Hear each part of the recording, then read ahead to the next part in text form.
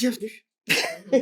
Donc aujourd'hui, on part vraiment de la base. Site web, qu'est-ce que c'est? Hop, c'est bon, vous me voyez. Donc moi, c'est Anne Burtin Création. Je suis à mon compte en tant que graphiste depuis plus de 15 ans. Et depuis plus de 10 ans, je fais des sites web, de la création et de la formation. Ça, c'est une formation dont je vous parlerai plus tard. Je vous présente Billy, mon associée. Elle est souvent sur les réseaux sociaux, elle rafle tous les likes. Voilà, donc avec mon petit micro, puisque du coup, donc depuis 15 ans, graphiste, voilà, j'ai un blog, si vous voulez aller voir, où je donne des informations. J'essaye de le tenir à jour, parce que c'est toujours ça, le nerf de la guerre. Quand vous êtes graphiste, c'est par rapport à des sites aussi déjà ou non? Avant, je faisais vraiment de la création graphique, catalogue, logo, plaquettes, affiches, vraiment tout ce qui est création graphique. Et puis, au fur et à mesure, mes clients m'ont demandé des sites web. Donc, au départ, j'ai fait des sites web avec des développeurs. Donc, moi, je faisais vraiment ce qu'on appelle aujourd'hui de l'UI, c'est-à-dire vraiment de l'interface. Et ensuite, au fur et à mesure, j'ai commencé à me former. Et donc, maintenant, je fais des sites web et c'est une grande partie de mon activité. J'ai gardé quelques clients en print parce que, pourquoi les envoyer ailleurs?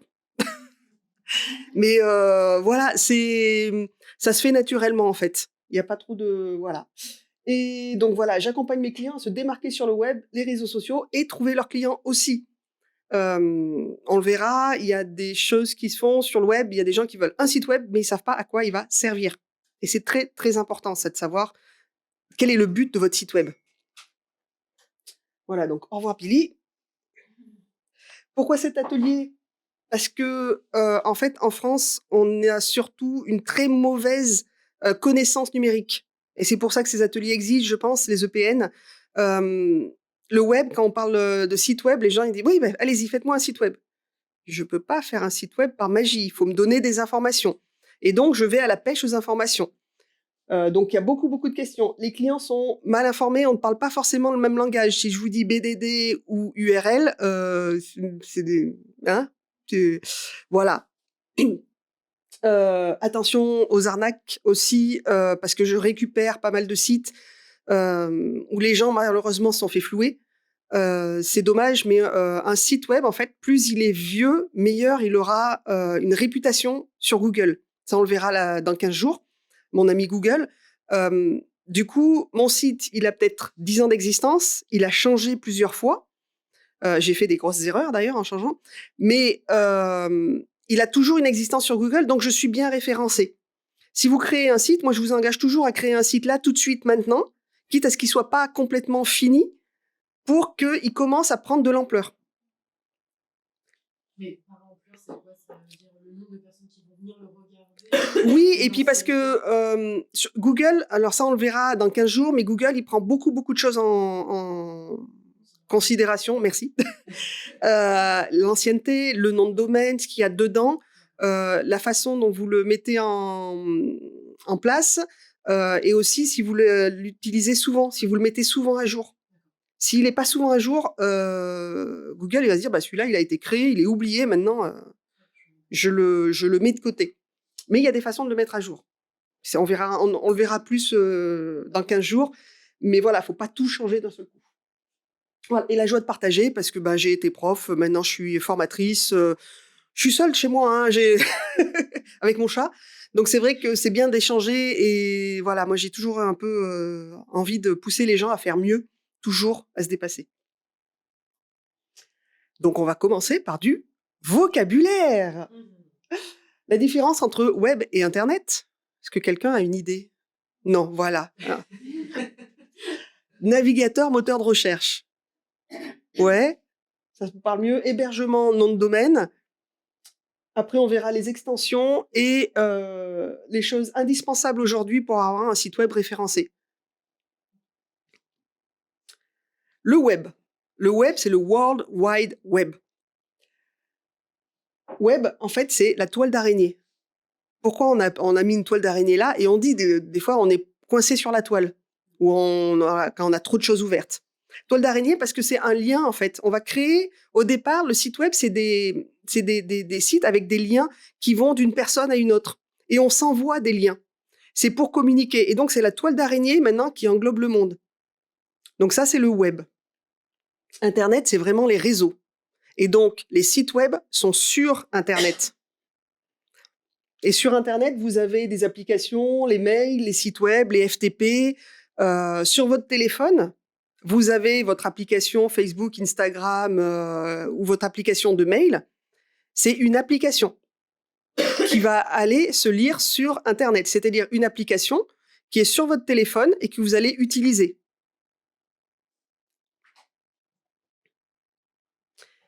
Et donc, navigateur et moteur de recherche, avec les logos, ça va peut-être vous en dire un peu plus. Les navigateurs, c'est un logiciel qui est installé sur votre ordinateur. Donc, vous choisissez, en fait.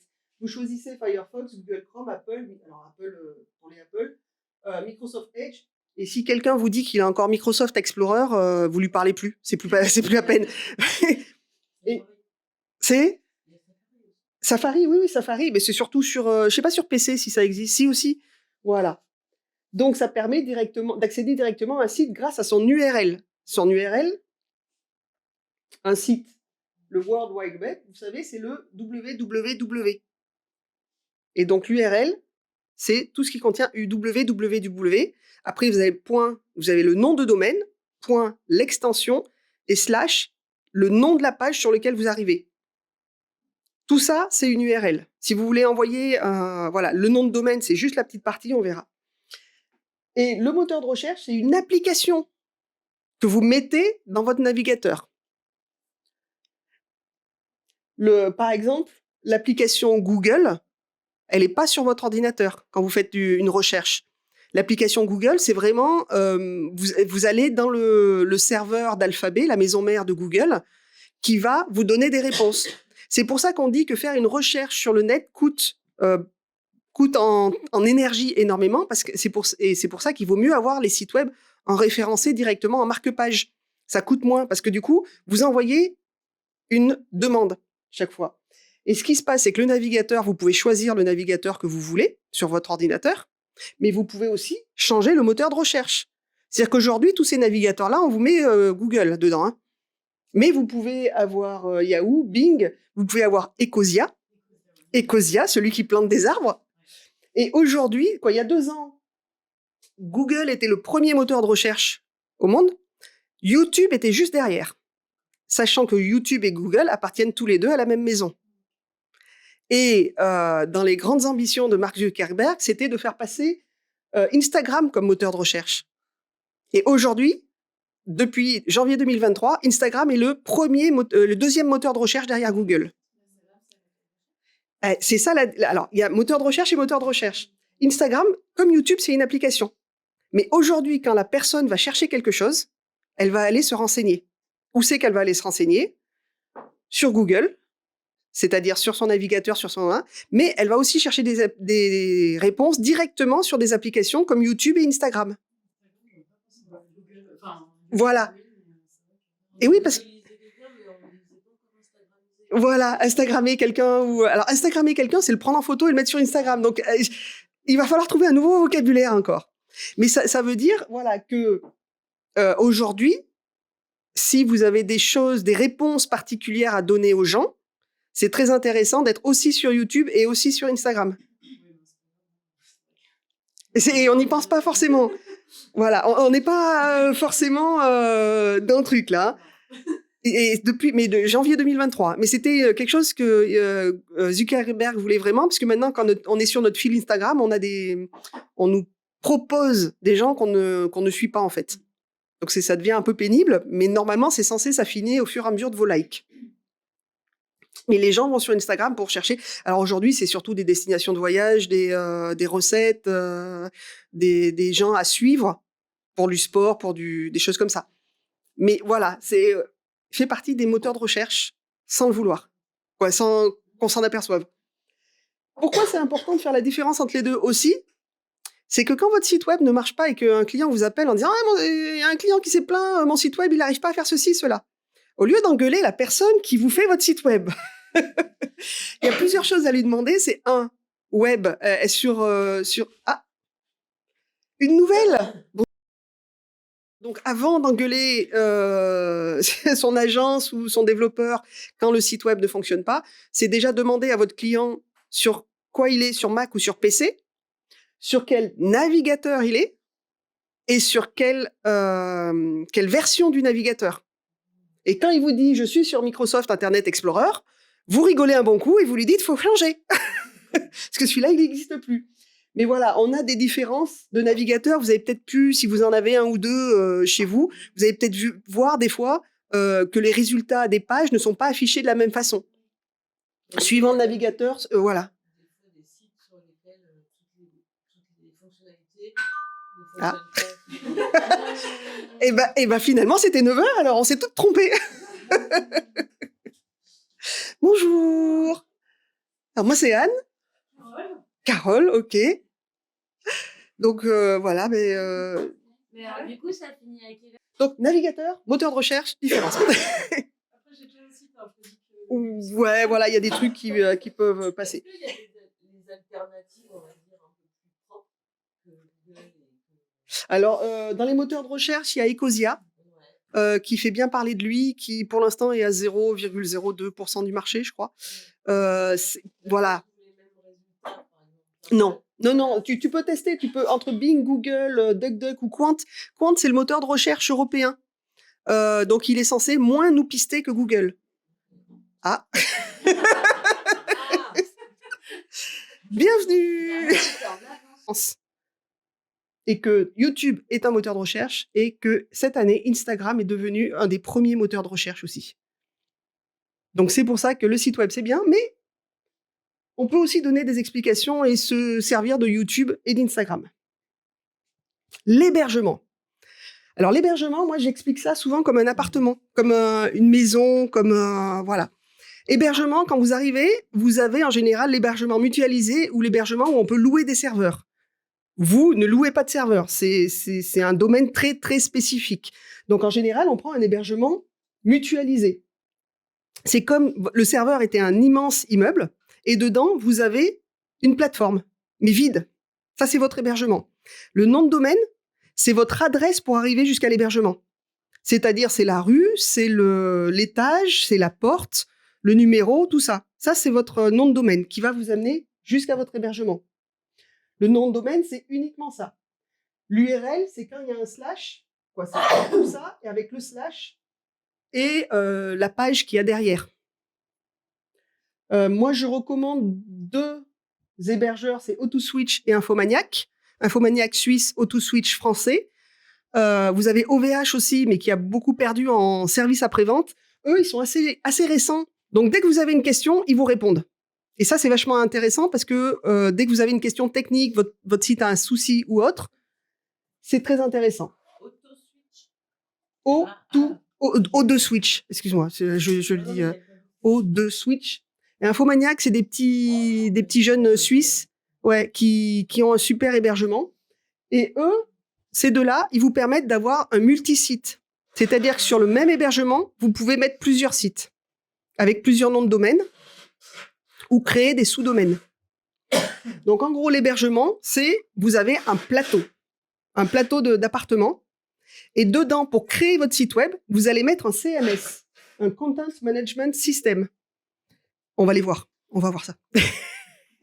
Qui va vous permettre de construire des murs, construire la plomberie, construire l'électricité et tout plein de choses. Du coup, ça va vous permettre de vraiment faire ce que vous voulez. Il y a des CMS où vous allez choisir la page, par exemple le catalogue Ikea, vous allez choisir cette page et vous ne pourrez plus bouger. Vous pourrez changer un petit peu les couleurs, un petit peu 2-3 choses. Et il y a des CMS qui vont vous permettre d'être décoratrice d'intérieur complète. Donc, c'est vraiment là, après, que se situe la différence. Pour un hébergement, il faut compter à peu près 100 € par an. Pour un nom de domaine, c'est à peu près 15 €. Et ça, c'est tous les ans. Content Management System. C'est le manager c'est le système qui va manager les contenus, en fait. Donc, tous les contenus, c'est les médias, c'est les photos, les textes, les images, la couleur. Il va t'aider à les mettre en place. Il va les stocker sur ton hébergement d'une certaine manière. On va voir ça. Un hébergement ? Non, l'hébergement sans et Et le nom de domaine, c'est dans les 10-15 euros. Si tu prends les deux noms de domaine ensemble, non, c'est ça? Si tu prends deux noms alors pas deux noms de domaine, un nom de domaine avec deux extensions, ça peut être 20-30 euros. On verra les extensions tout à l'heure. Alors, OVH, c'est moins cher, mais OVH, ils changent leur offre régulièrement. Et voilà, si ça te suffit, voilà. Après, on verra à la fin. Si ça te suffit, ça te suffit. Le truc, c'est qu'OVH, pendant un certain temps, ils vendaient un hébergement où, en fait, on pouvait pas mettre de CMS dessus tellement il était petit. C'est-à-dire qu'on pouvait pas mettre de machinerie. Il fallait tout coder à la main. C'est-à-dire qu'il fallait que tu prennes ta pelle et ta pioche et que tu montes toi-même tes murs, voilà. Alors, avec le WordPress, oui, c'est moins cher. Tu peux mettre qu'un seul site. Voilà. Après, autre chose aussi, OVH bride les sites WordPress dedans. C'est-à-dire qu'il bride le nombre de passages, il bride la capacité de stockage. Sur AutoSwitch Infomaniac, t'es pas bridé ni en vitesse, ni en bande passante, en fait, ni en capacité de recevoir du monde, ni en capacité de mettre des images. Voilà. T'es pas pénalisé. En fait, si un jour tu travailles sur un hébergement Infomaniac ou AutoSwitch, tu vas voir que tu vas aller beaucoup plus vite pour monter ton site. Donc, voilà, il va être beaucoup plus rapide. Est-ce qu'on peut changer un site Oui. Alors, c'est un peu... Oui, c'est faisable. Je vous conseille de vous faire aider par un pro. Ah bon, voilà. Lui, il fait la partie technique, moi, je fais la partie graphique. Sinon, c'est compliqué. Voilà. Parce qu'en fait, il y a plusieurs choses. C'est que le nom de domaine, il vous appartient. Mais vous allez dire à votre hébergeur que vous voulez changer. Donc, vous allez chercher dans votre hébergement ce qu'on appelle la base de données, la BDD. Souvent, on appelle ça une BDD. Vous allez le prendre, vous allez la copier et la mettre dans votre nouvel hébergement. Vous allez l'installer et ensuite, vous allez dire à votre ancien hébergeur que si vous avez pris votre nom de domaine au même endroit, vous allez dire, ça, il faut le transférer là. Un nom de domaine à transférer, c'est moins rapide qu'un numéro de téléphone. Quand vous changez d'opérateur téléphone, vous l'avez voilà, vous avez un basculement, vous sentez rien, on continue à vous appeler. Quand vous changez un nom de domaine, votre nom de domaine est toujours actif d'un côté et le basculement se fait, alors c'est 8 jours pour un .com et 15 jours pour un .fr. Donc, ce qui fait que si vous voulez aussi retravailler sur votre ordinateur de l'autre côté, il vaut mieux attendre que le nom de domaine soit bien basculé d'un hébergement à un autre pour retravailler votre site web. Et voilà. Après, il y a des DNS à changer, il y a des trucs un peu plus techniques à remettre en place pour lui dire, voilà, c'est plus ici, c'est là-bas. Hébergement de notre domaine, en général, vous le payez sur une année, tous les ans. OVH permet de le payer sur 2, 3, 5 ans.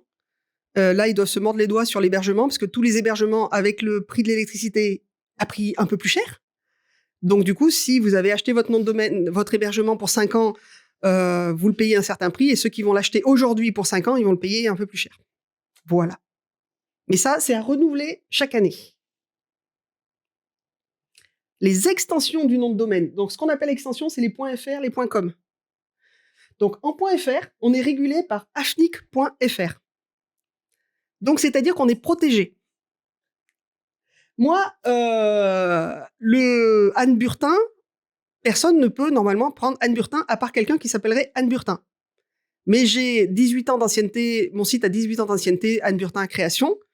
Donc déjà, je suis prioritaire dessus. Vous connaissez l'histoire de Madame Figaro? Vous savez ce que c'est que Madame Figaro? C'est le magazine du dimanche du Figaro.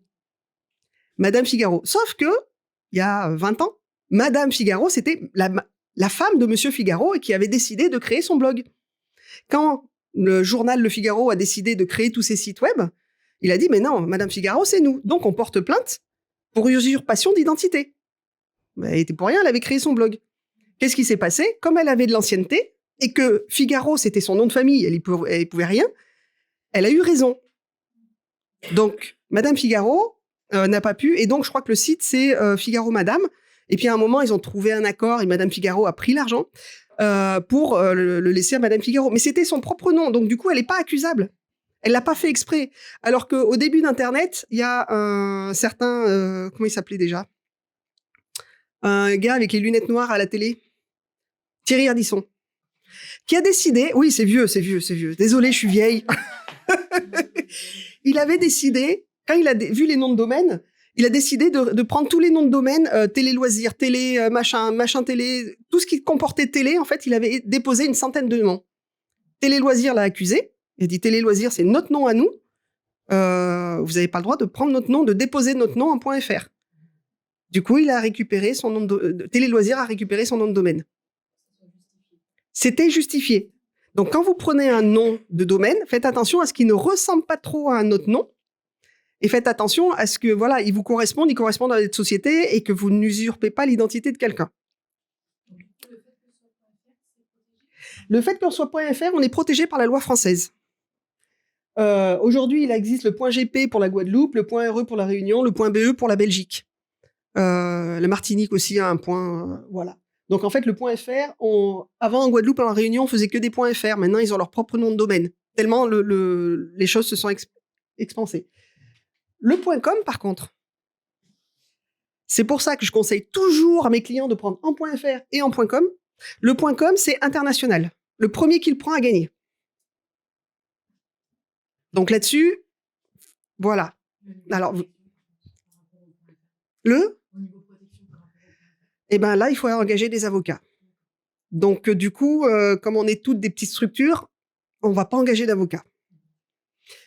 Il existe le .net, le .20, le .sexy, le .biz. Clairement, les gens ne font pas la différence entre .com et .fr. Donc, je sais que certains ont réservé, j'ai un caviste qui a réservé le .20, il trouvait ça génial, sauf que personne ne l'utilise. Le .sexy, en général, c'est soumis à autorisation, c'est uniquement des sites pour adultes. Logique. Le .biz aussi, ça fonctionne, mais les gens ont dans leur mentalité, ne voient pas la différence entre .fr et .com. Donc, c'est pas la peine forcément d'acheter tout ça. Moi, je conseille souvent le .fr, le .com. Si vous voulez savoir si votre nom de domaine est déjà utilisé en .com ou autre chose, vous faites Whois sur un moteur de recherche et il y a des whois.com, whois.biz, whois, qui c'est en fait en anglais. Et vous tapez votre nom de domaine avec votre extension et vous voyez ce qu'il en ressort. Si vous dit que c'est déjà, si vous met une grosse croix rouge, c'est qu'il est déjà pris. Si vous met une croix verte, c'est que vous pouvez le récupérer. Et vous pouvez, même sur afnic.fr, vous pouvez savoir qui a ce nom de domaine et quand il tombe dans le domaine, quand il n'est plus renouvelé. Attention, parce qu'un nom de domaine, vous le renouvelez tous les ans. Donc, si vous voyez que le nom de domaine existe et qu'il est renouvelable en décembre 2024, en décembre 2023, la personne va peut-être le renouveler. Il faut 3 mois pour qu'un nom de domaine tombe vraiment dans le domaine public. Donc voilà. Mais il y a des sociétés qui sont spécialisées pour le rachat et pour la revente très chère. Oui, ça ne veut pas dire qu'une fois qu'on a créé le nom de domaine, oui. C'est OK, quoi. Il faut le renouveler chaque année. Mais en général, les sociétés françaises, c'est pour ça qu'il est intéressant de prendre des sociétés françaises aussi. La loi française les oblige à vous prévenir 3 mois à l'avance, 1 mois à l'avance, 3 semaines, 2 semaines, 3 jours, voilà. Donc vous recevez des mails réguliers d'OVH, normalement, d'AutoSwitch, Infomaniac, on reçoit les voilà. Voilà, alors leur but à eux, c'est que vous mettiez votre CB sur le site. La CB, vous la changez tous les 2 ans. Donc, de toute façon, tous les 2 ans, le problème, c'est que vous êtes en défaut de paiement au bout de 2 ans. Donc, ils vous envoient un message en disant, vous êtes en défaut de paiement parce que votre carte bleue, elle est plus valable. Voilà. Mais ils renvoient régulièrement. Voilà. Alors, le but d'OVH aussi, c'est de vous faire tous passer alors là, ils ont peut-être un peu arrêté, mais de faire passer les paiements en janvier. Donc, du coup, vous payez chaque année un hébergement un peu plus cher, mais parce qu'en fait, c'est pas 12 mois, c'est 13 mois, 14 mois. Donc, ils ont peut-être arrêté leur truc parce que c'était pas très, très légal, ça.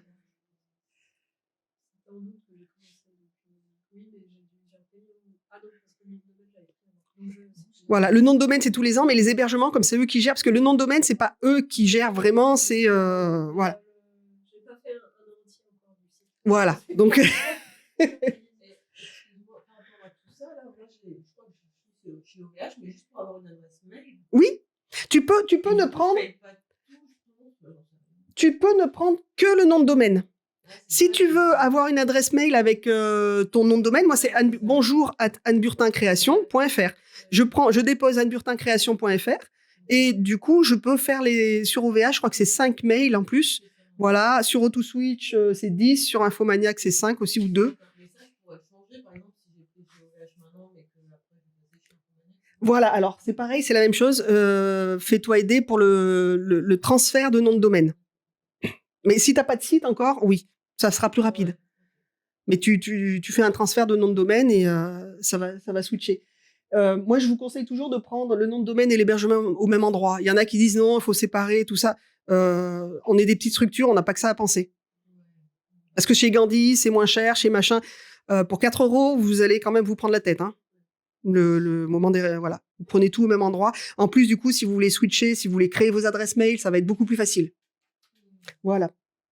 Mais une fois que vous avez déposé votre nom de domaine, oubliez les Gmail, les Yahoo, les Voilà et compagnie. Vous mettez vraiment, vous créez votre... En fait, votre adresse mail, ça va être ça. Ça va être ce que vous contact, info, bonjour, votre nom de domaine, .fr.com. Et ça, je me demandais, ça risque pas plus de tomber dans les spams que... Non, au contraire. Au contraire, parce que... Alors, on va parler d'autorépondeur tout à l'heure, mais vous pouvez pas faire des envois en Gmail. Quand vous envoyez 10 mails avec un Gmail, il y en a 7 ou 8. Si vous n'êtes pas référencé comme bien vu par les personnes en face, vous allez être viré. Alors qu'avec ça, ça prouve que vous existez, que vous êtes une société et que vous n'êtes pas censé faire du spam. De toute façon, si vous faites du spam, à un moment, SFR, Free, Orange, tous ceux qui gèrent les boîtes mail vont vous virer, vont vous mettre sur une liste noire. Mais ça, c'est prendre toutes les adresses de l'annuaire, envoyer à tout le monde et inonder les boîtes mail de Viagra, de filles machin, de fausses alertes ou des choses comme ça. Votre colis, veuillez cliquer sur ce lien pour récupérer votre colis. Ne cliquez jamais sur un lien. Si c'est la banque, si c'est un colis ou autre, ne cliquez jamais. Votre banque, en général, maintenant, elle vous dit vous avez un nouveau message. Et vous allez sur votre application ou sur votre site et vous regardez votre nouveau message. Jamais vous cliquez sur le lien. Je sais que ça a absolument rien à voir, quand même un peu. J'ai mon nom de domaine donc sur OVH, en fait, c'est incompatible avec Thunderbird. Avec Pourquoi c'est alors OVH, ils ont édité, ils ont des aides, mais par contre leurs aides, elles sont pas forcément remises à jour. Et Thunderbird se remet à jour régulièrement. Et je sais qu'avec OVH, on a des problèmes avec Thunderbird de compatibilité. Je sais pas pourquoi. J'ai des clients qui régulièrement perdent leur adresse sur Thunderbird. Voilà. Donc moi OVH maintenant, à part si le client est déjà dessus. Mais en fait, même au niveau du développement derrière, il nous permet moins de choses que AutoSwitch ou voilà. Je ne gagne rien avec AutoSwitch et Infomaniac. C'est juste autre chose, RGPD, on va en parler tout à l'heure. L'hébergement, c'est mieux qu'il soit en France ou en Europe. Tout ce que vous mettez, il vaut mieux que ce soit en France ou en Europe. Extension. Pour finir, les .org et les .gouv, vous pouvez pas les prendre. Hein, c'est très, très... Voilà. Apple, SNCF ou ABC ont fait déposer, ils ont les moyens de faire déposer leur propre extension. Donc ça aussi, les points Apple, c'est que Apple, les points SNCF, c'est que SNCF, et les points ABC, donc c'est l'ABC, c'est ceux qui possèdent Disney. Et donc, du coup, ils ont fait faire un point Disney maintenant. C'est, voilà. Mais j'ai mis ABC parce qu'il y a une Burtin Création, quoi. Je peux pas le prendre. HTTPS. Quand vous allez prendre votre hébergement, on va vous demander si vous voulez un certificat SSL. Certificat SSL. Vous n'avez rien à faire de savoir ce que c'est. C'est oui. Vous dites oui. En fait, vous avez... Oui, ça fait le petit cadenas. En fait, avant, on était tous en HTTP. Et ça suffisait largement. Mais Google a dit, il y a trop d'abus. En fait, il y a trop de sites qui sont créés et qui sont pas sécurisés. Donc, sécurisé, avant, on avait le HTTPS uniquement sur les sites où on achetait. Voilà. Aujourd'hui, si vous voulez être bien référencé par Google, et si vous ne voulez pas faire peur, parce que notamment sur Safari ou sur Firefox, quand vous arrivez sur un site HTTP, c'est poum, voulez-vous vraiment ouvrir ce site? Il est mal, voilà, ça vous l'avez déjà eu. Donc, achetez un certificat SSL. Des fois, c'est inclus dans l'abonnement. Des fois, c'est pas inclus dans l'abonnement. Des fois, c'est gratuit. Des fois, c'est payant. Il y a les faux certificats, les vrais certificats. Aujourd'hui, Quand vous prenez votre hébergement, cliquez sur la case certificat SSL. C'est voilà. Donc en HTTPS, c'est ce qu'il y a avant le 3W. Et c'est ce qui fait le petit cadenas ou ce qui vous fait un triangle. Attention, ce site n'est pas sécurisé. Alors effectivement, si vous faites qu'un site vitrine, s'il n'est pas sécurisé, c'est pas grave, mais Google va vous dégrader. Voilà, donc autant l'avoir. Je sais que Infomaniac, AutoSwitch le met, je crois, et Infomaniac, il le fait payer 10 €. Mais le prix final change pas. Responsive. Alors, qu'est-ce que c'est que le design responsive? Aujourd'hui, les Québécois, ils disent adaptatif, c'est vachement mieux. Ça s'adapte à l'écran. Que ce soit ici, ici ou ici, ça s'adapte. En fait, maintenant, on développe même que ça. Les tablettes, il y a très très peu de monde qui va sur les tablettes. Mais du coup, on crée notre site en largeur tablette. Comme ça, on est sûr que la personne, elle met sa tablette à 90.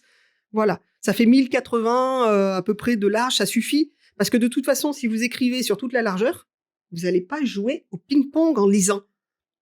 Donc c'est pour ça que je déconseille, quand vous avez quelque chose à écrire, d'écrire sur toute la largeur. Vous faites 2 colonnes, vous faites 3 colonnes, vous faites des petites pavés. Sur un magazine, quand vous ouvrez un magazine, c'est pas ouvert c'est pas écrit sur toute la largeur, à part les titres en très gros. Et encore, ça tient pas toute la largeur. C'est en 2 ou 3 colonnes. Parce que vos yeux, ils vont pouvoir revenir comme ça, que de lire, de revenir à la ligne, ne pas se tromper de ligne, relire. Voilà. Donc aujourd'hui, on développe en fait sur cette largeur-là, et en fait, on vérifie que le site est responsive sur un écran, sur un écran de téléphone. Parce que aujourd'hui, la plupart des internautes, alors après, ça dépend qui vous visez. Mais dès que vous visez quelqu'un de moins de 35 ans, il va lire votre site sur un téléphone. Grosso modo, hein.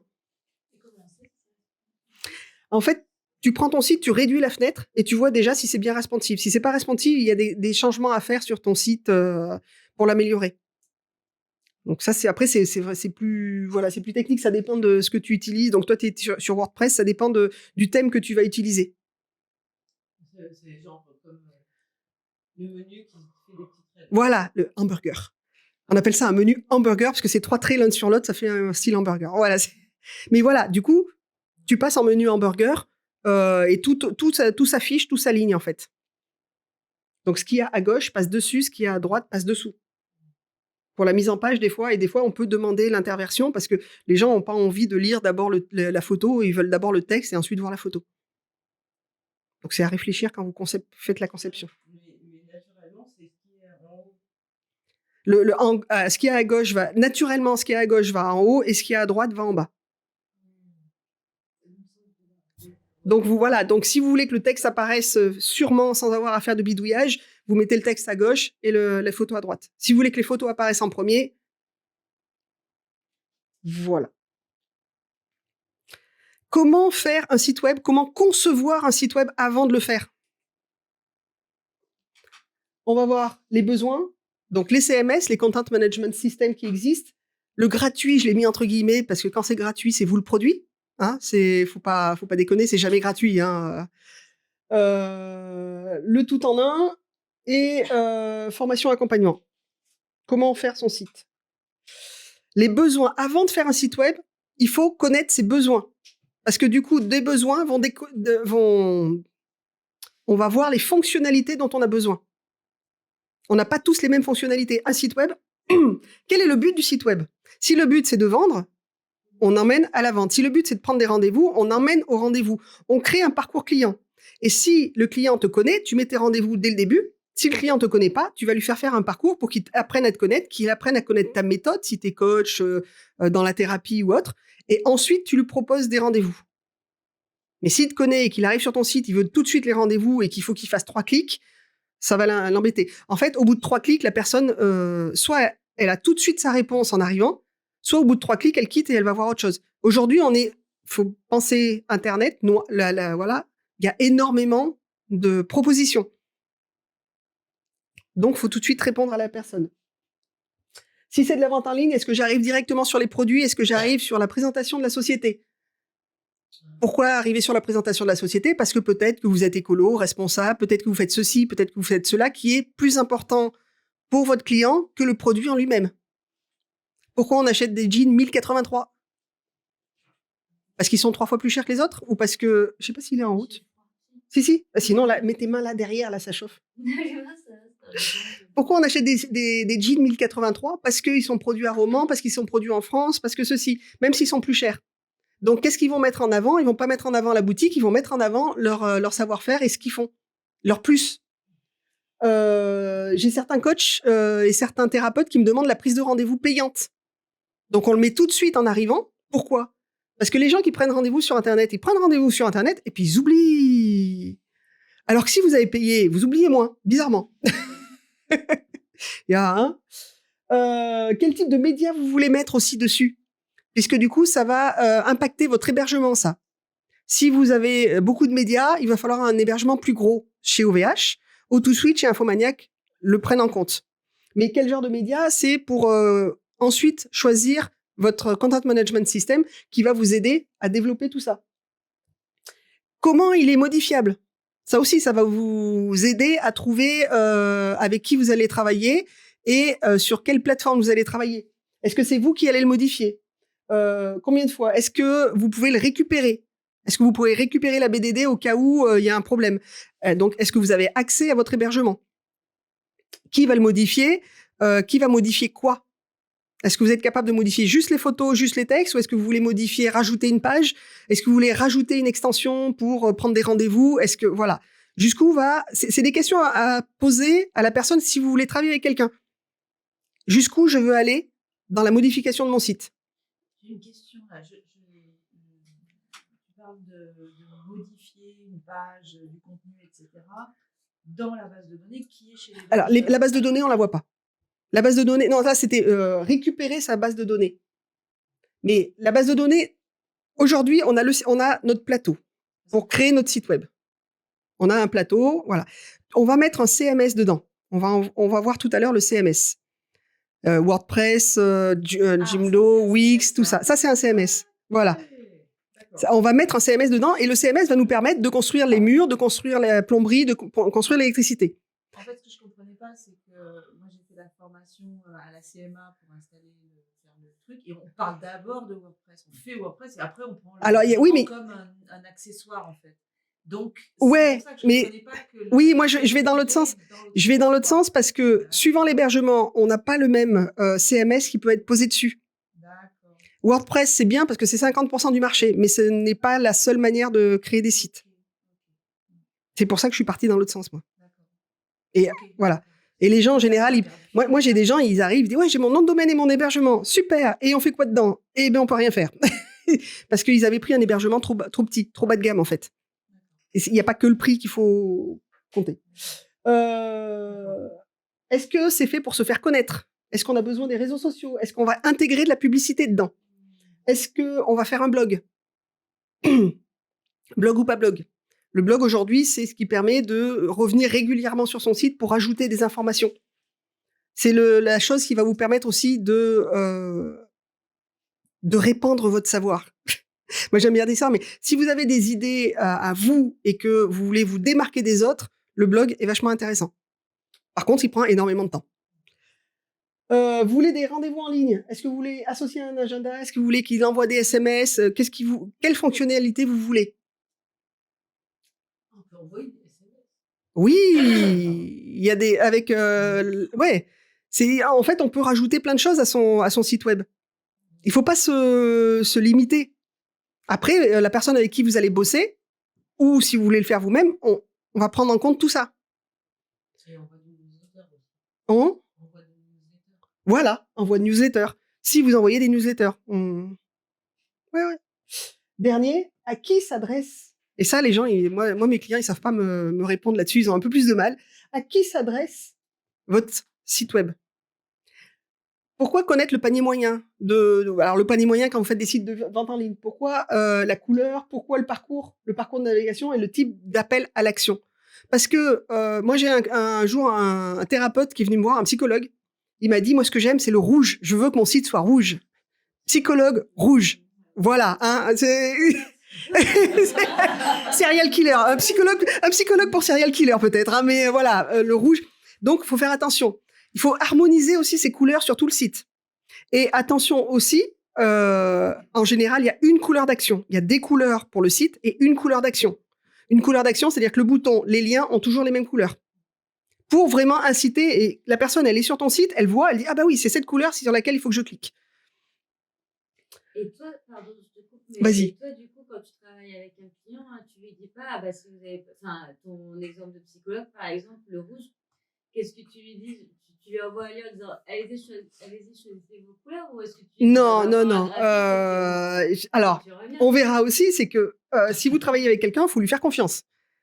Si on travaille ensemble, il faut que la personne en face me fasse confiance.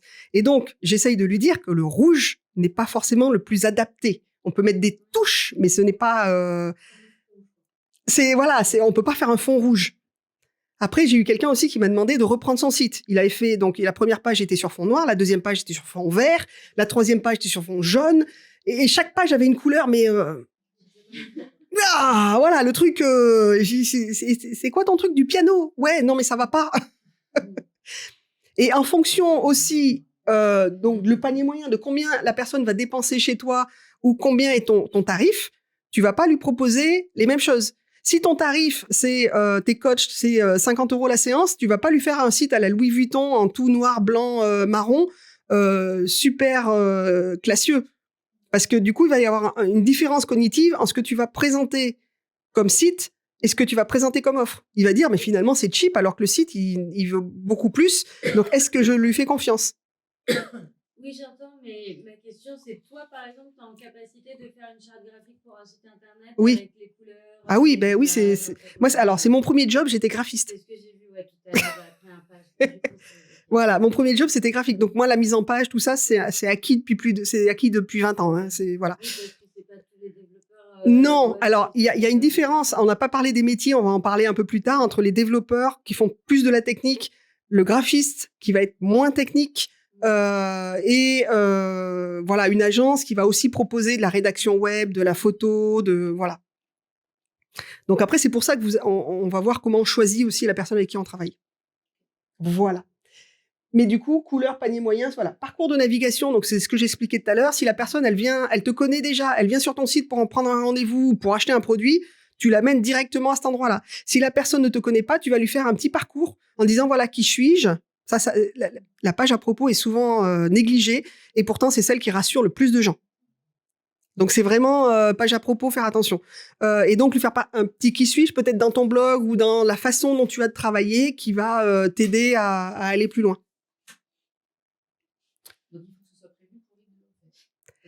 Qui est ton client? Qui est ton client? Est-ce qu'il te connaît? Est-ce qu'il te connaît pas? Et voilà. Et le problème aussi, c'est que souvent, la page d'accueil, c'est un fourre-tout. Voilà. Hein? T'as remarqué ça aussi sur les... Voilà. Parce que les gens veulent tout dire. Non, on ne peut pas tout dire. Il faut vraiment cibler ce qu'on va dire. On reprend l'exemple de la page d'accueil. Tu arrives, tu as un vestibule, tu as une petite entrée, et qui va te mener vers les différentes parties de la maison. C'est pareil pour un site web. Tu as une petite entrée qui va te dire, bah, ici, je parle de moi, ici, je parle de mes services, ici, tu peux me contacter via ici. Voilà. Mais on ne balance pas tout sur la page d'accueil. Voilà, on cible. Mais dans l'image de la petite entrée, c'est vrai que c'est important. C'est là que tu mets le petit bouquet ou au contraire les boîtes sales. Voilà, c'est... Voilà. Tu donnes dès le départ. Exactement. Ouais. Donc, si...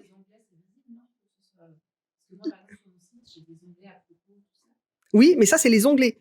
C'est-à-dire que le but, c'est de connaître à peu près ce que veut ton client. Si ton client, il te connaît pas, donc tu vas peut-être lui mettre 2 images.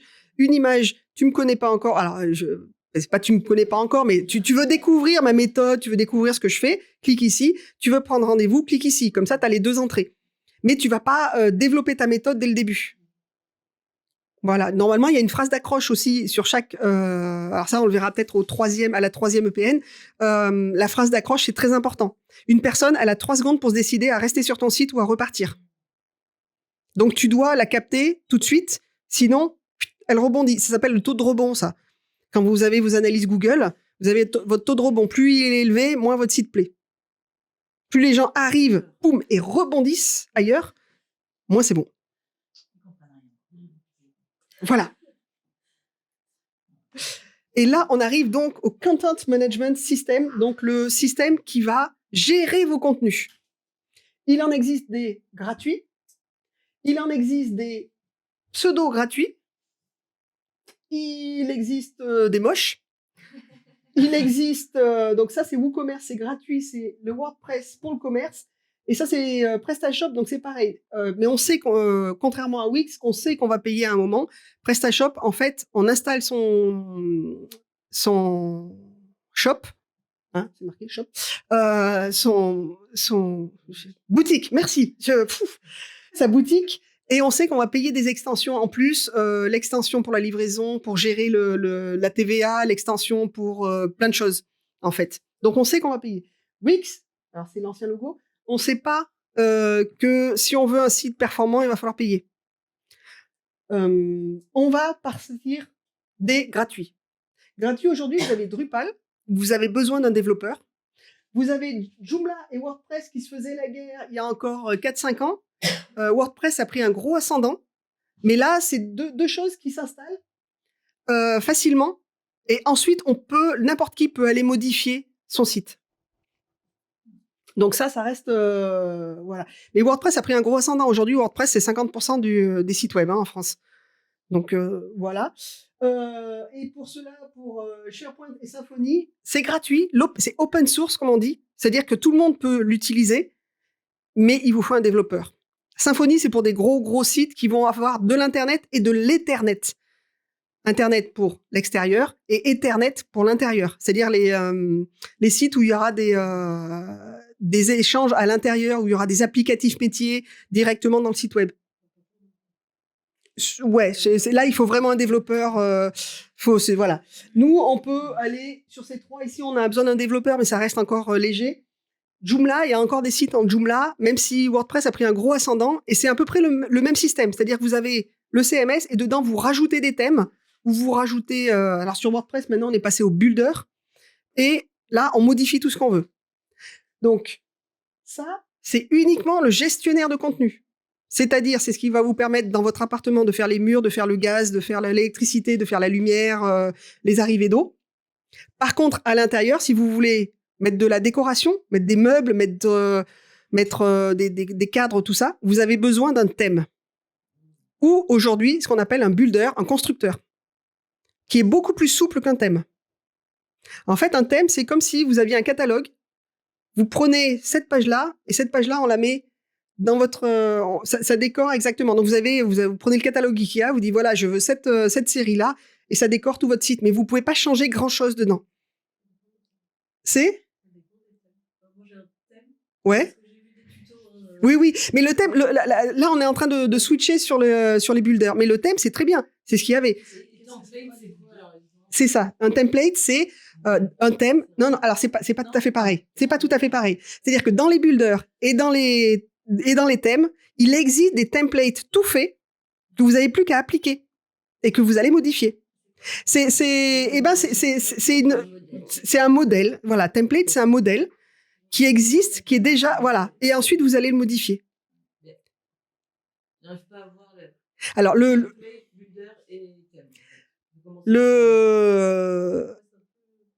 ouais, alors le thème et le builder, c'est à peu près la même chose, c'est-à-dire qu'on va pouvoir rajouter des choses au fur et à mesure. Le template, en fait, c'est, par exemple, vous avez une page contact qui est déjà toute faite et vous avez juste à changer les images, juste à changer les textes, parce qu'en général, c'est en anglais, donc il vaut mieux le changer. Voilà. En fait, le thème va vous proposer plusieurs templates en général. Et le builder va vous proposer plusieurs templates. La différence, c'est que sur le thème, on a un peu plus de mal à changer les choses que sur un builder, c'est fait pour construire en fait. Un builder, vous avez une page blanche. Si vous prenez pas un template, vous avez une page blanche et vous dites, ben voilà, là je vais mettre une image, je vais la mettre là. Là je vais mettre du texte, je vais le mettre là. Je vais les bouger. Je peux les prendre et les bouger. C'est fait c'est ce qu'on appelle le WYSIWYG. What you see is what you get.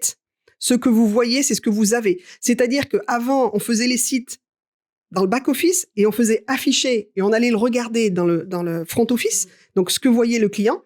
Aujourd'hui, on va directement là où ce que voit le client, on le modifie. Si ça nous plaît, on enregistre et le client le voit directement. On voit directement ce qu'on fait, en fait. Pour le builder, ouais. Ben, voilà, et le thème, on n'est pas encore dans ce... Oui. Voilà, Elementor est un builder. Elementor est un constructeur. Voilà. Mais en fait, voilà, Elementor, soit on prend la version Elementor plus Elementor Pro et on fait tout son site là-dessus, soit on prend un thème plus Elementor. Moi, je travaille avec Divi, qui est un builder, donc un constructeur. Donc, je peux partir d'une page blanche et construire ce que je veux exactement. C'est-à-dire, je prends l'élément, je dis, voilà, là, je veux mettre un slider, là, je veux mettre ça, là, je veux mettre ça, là, je veux mettre ça. C'est très ludique. En fait, c'est ce que propose Wix. Voilà, c'est ce que propose Wix qu'on a mis sur WordPress. La différence, c'est que sur WordPress, vous maîtrisez tout.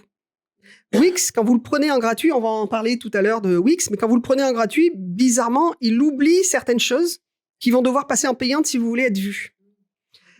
Notamment tout ce qui est référencement. Il ne vous référence pas. Le responsive tout à l'heure, moi j'ai un client, il a passé une semaine, c'est le principe du doigt dans l'engrenage, c'est-à-dire vous commencez quelque chose, il passe une semaine à monter son site Wix, donc il est super content de lui. Et à la fin, il regarde, ça se lit pas sur téléphone. Alors ça se lit sur téléphone, mais c'est tout cassé. Parce que il faut payer l'option responsive pour que le site se mette automatiquement en responsive.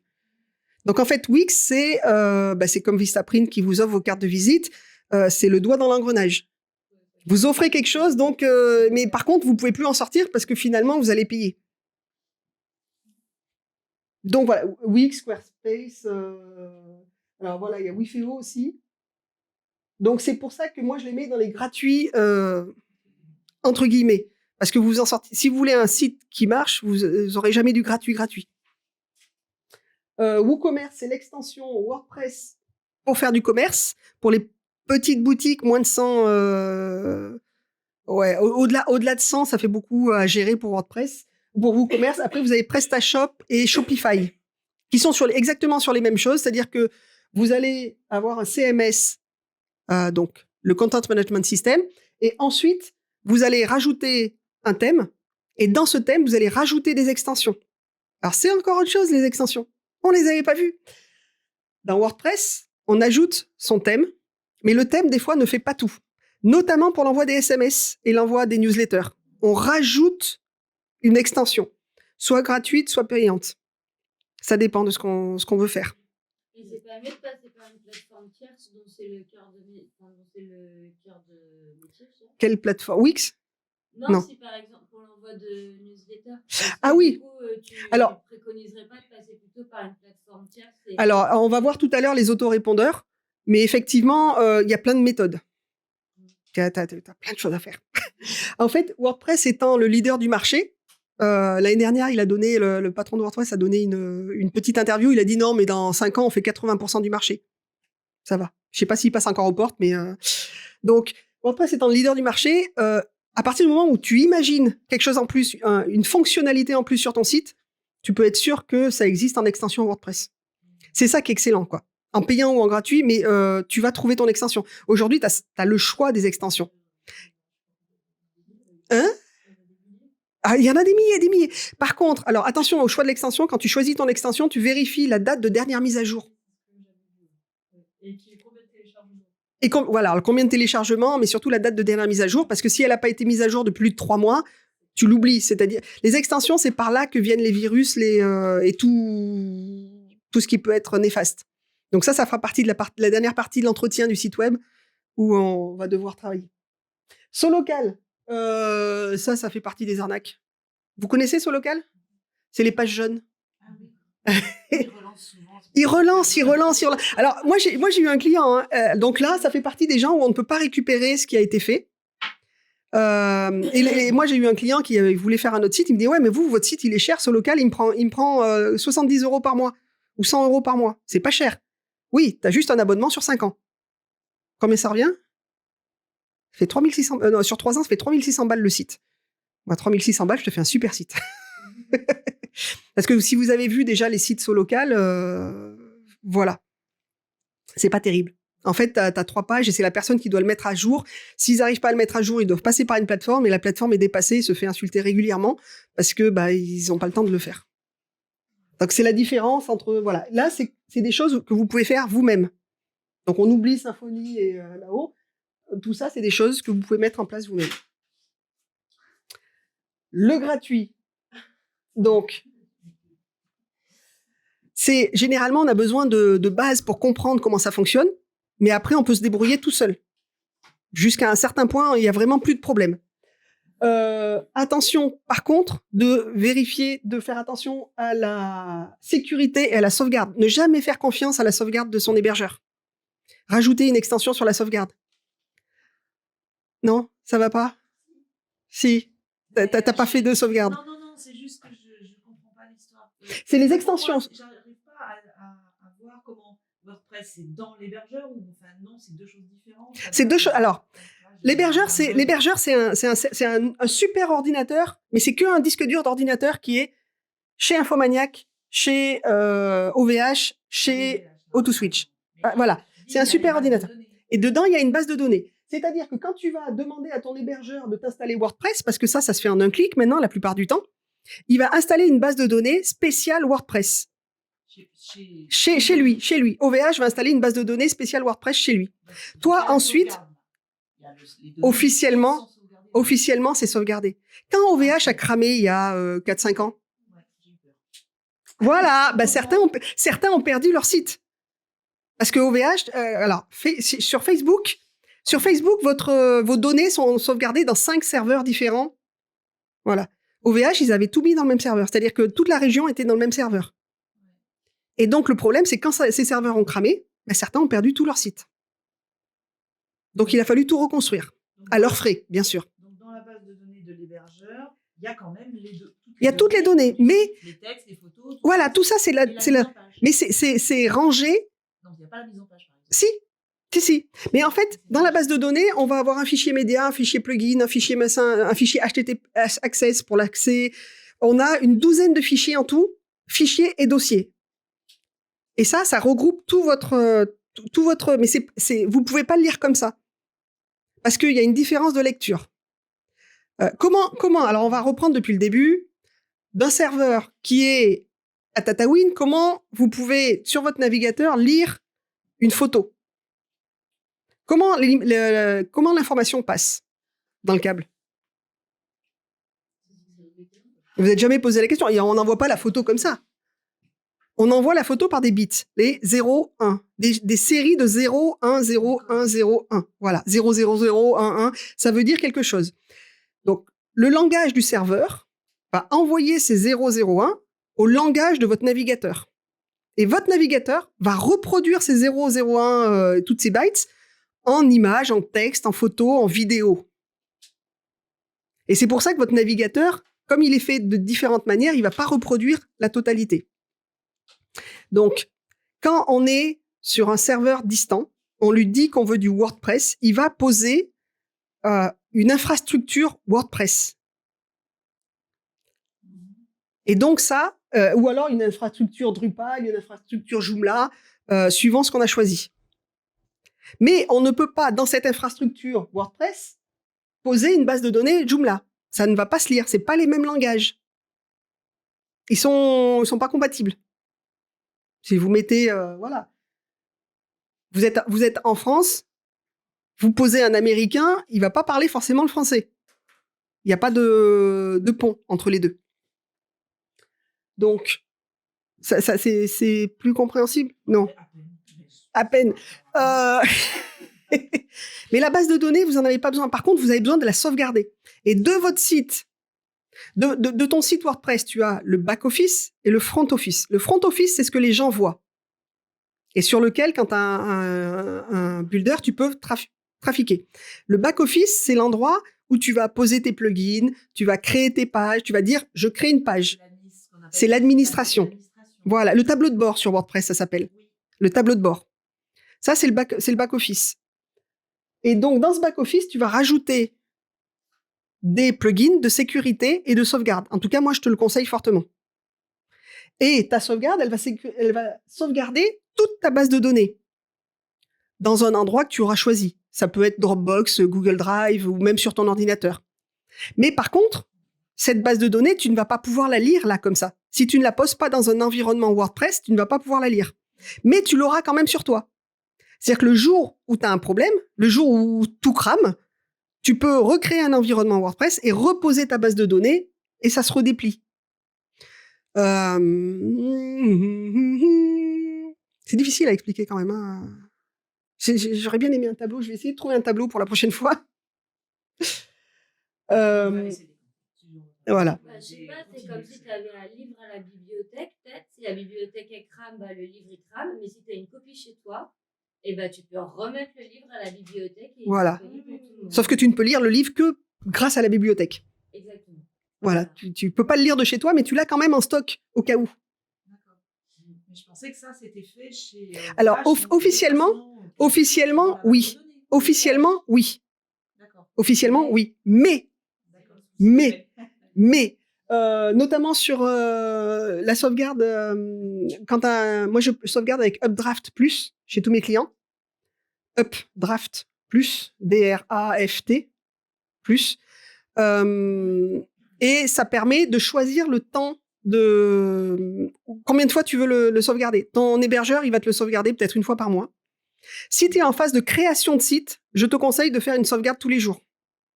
Parce que tous les jours, tu vas modifier ton site. Et donc, si tu loupes une sauvegarde, pendant un mois, tu n'as rien sur ton hébergeur.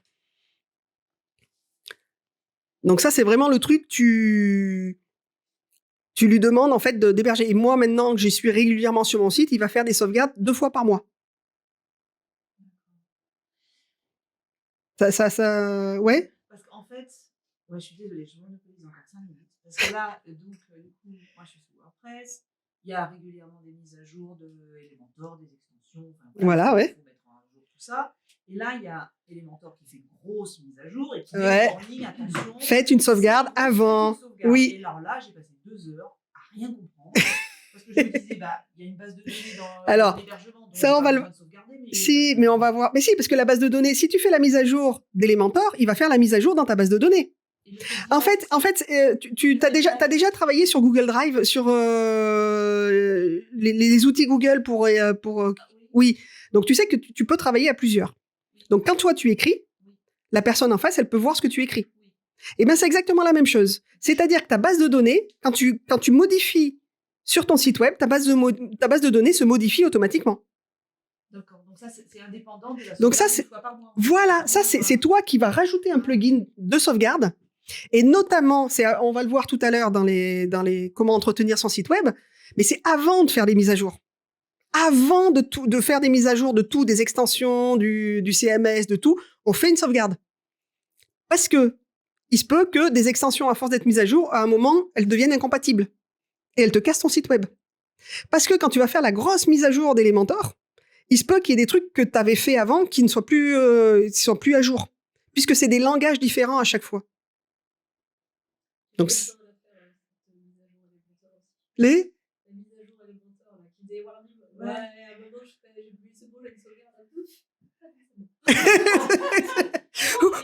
c'est bon. Voilà. Moi, en général, je mets toujours des plugins. Je les teste d'abord et ensuite je fais les mises à jour. Mais effectivement, il peut y avoir des décalages des fois. Toujours faire une mise à jour avant. Voilà.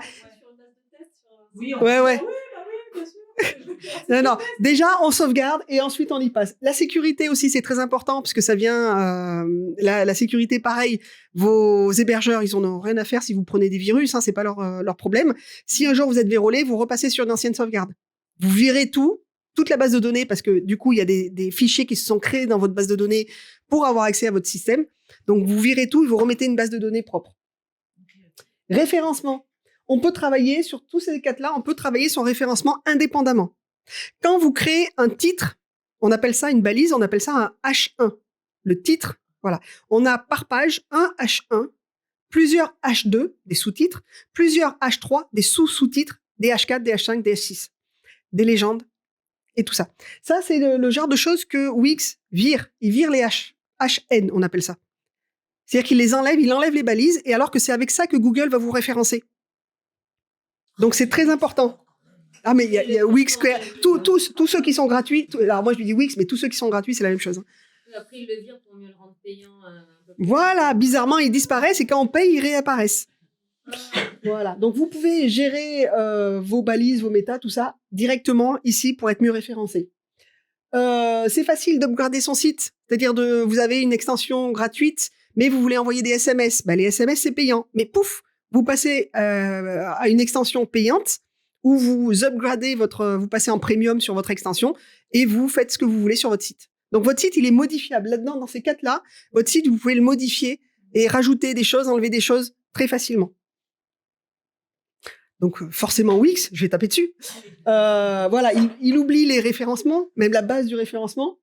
Les options, que ce soit le responsive ou les balises, souvent, c'est payant. Wix, PrestaShop, tout. Voilà. On est coincé dans un écosystème, c'est-à-dire que vous pouvez plus en sortir du tout. Autant entre Joomla et WordPress, fut un temps, il y avait des passerelles. Autant maintenant, c'est plus compliqué de faire passer de l'un à l'autre, mais on peut récupérer. Sur Wix, attention, parce que Wix va vous proposer aussi des images, mais ces images appartiennent à Wix. Donc, vous n'aurez plus le droit de les utiliser sur votre nouveau site. Donc, c'est le système du doigt dans l'engrenage. J'ai commencé quelque chose, je vais jusqu'au bout. Une fois que vous avez passé une semaine à faire votre site, forcément, à la fin, vous acceptez de payer 15 €, 15-20 € tous les mois pendant 6 ans, c'est pas grave. Mais eux, c'est comme ça qu'ils marchent. Hop. C'est lourd. Hein. De quoi? Wix? Ah, mais oui, mais parce que quand on prend le gratuit, c'est pas optimisé pour être léger. C'est ça. En fait, le problème, c'est que vous le faites seul, donc vous n'avez pas les conseils derrière. Donc, vous pouvez pas, en fait, faire en sorte que votre site soit léger et...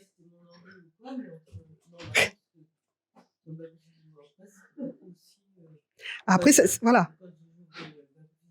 Et oui, mais parce que là, du coup, le poids du site va influencer sur le référencement. Donc, Wix n'a pas intérêt, si t'as pas payé si t'as pas payé le référencement l'option Wix n'a pas intérêt à te faire un site léger. Et donc à t'alléger automatiquement les images. Les solutions, l'agence, l'indépendant, l'UX designer plus développeur. Donc ça, c'est quand on est sur Symfony, notamment UX designer, c'est celui qui va faire le parcours client, qui va réfléchir à l'endroit où sont le mieux placés les boutons. Amazon est très très fort là-dessus. Ils ont une armée de UX designers avec des psychologues, tout ça, pour savoir où c'est que on peut cliquer et qu'est-ce que ça va. Amazon était le premier à faire l'achat en un clic. C'est-à-dire une fois que vous avez rempli, t'as rempli ta carte bleue, et hop là, ça arrive chez toi. T'as juste à vérifier l'adresse et ça arrive chez toi. En 2 clics, tu peux acheter. En 3 clics, tu peux acheter quelque chose. Tu sélectionnes, tu cliques sur l'achat et tu cliques sur l'adresse de livraison. C'est fait. Ça s'appelle enlever les frictions. Ben oui, parce que sinon, vous êtes obligé d'aller chercher votre carte bleue, qui n'est pas forcément à côté de vous, hein. Et ça fait une friction. Ah non, j'achèterai plus tard. Voilà, là oui, en plus maintenant la double authentification, les ventes en ligne ont beaucoup peiné quand il y a eu la double authentification obligatoire par l'Europe, parce que du coup les gens n'avaient pas leur SMS, donc ils disent j'achèterai plus tard. Et acheter plus tard, vous savez bien, hein, c'est jamais. Donc du coup il y a eu une baisse d'achat. Attention à toujours voir que la personne soit viable techniquement, graphiquement et en marketing. Un site beau aujourd'hui n'amène rien. Vous voulez qu'on fasse une pause? Bon, on va...